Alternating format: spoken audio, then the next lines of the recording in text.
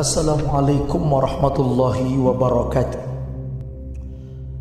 Para pelajar sekalian, kelas 10 agama dalam kajian materi akhlak tasawuf rahmati Allah Subhanahu wa taala.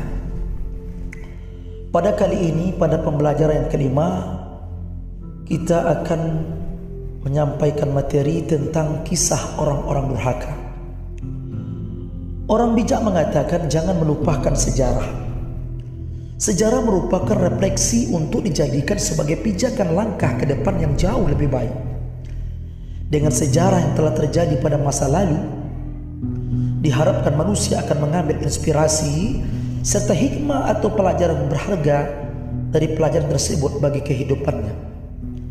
Sejarah orang-orang yang baik dan soleh seyogyanya ditiru dan diterapkan dalam kehidupan nyata. Dan sejarah orang-orang yang tidak baik, bahkan durhaka, juga merupakan pelajaran supaya manusia tidak meniru perilaku durhaka tersebut.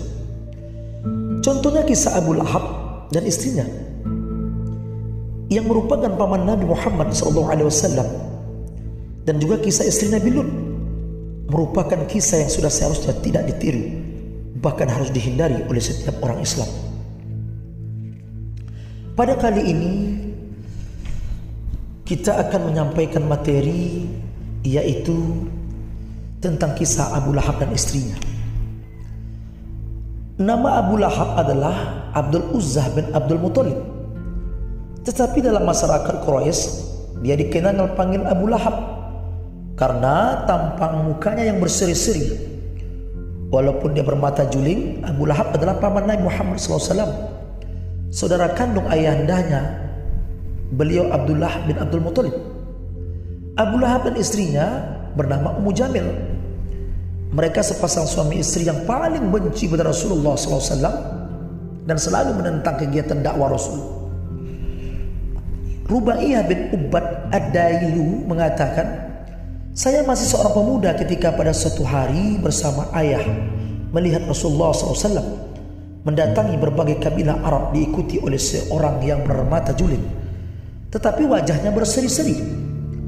Setiap Rasul berada dalam lingkungan satu kabilah, beliau berseru, "Hai Bani Fulan, sesungguhnya saya ini utusan Allah kepada saudara-saudara kalian.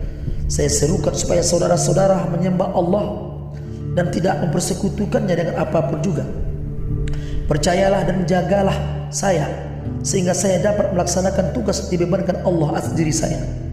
Setiap beliau selesai bicara, orang yang di belakang beliau berkata, "Hai Bani Fulan, orang ini menghendaki supaya kamu sekalian meninggalkan penyembahan kepada berhala Latta dan Uzza dan jin-jin Bani Malik bin Aqmas yang menjadi sekutu kamu, berganti dengan penyembahan bid'ah dan kesesatan. Oleh karena itu janganlah kamu turuti omongannya."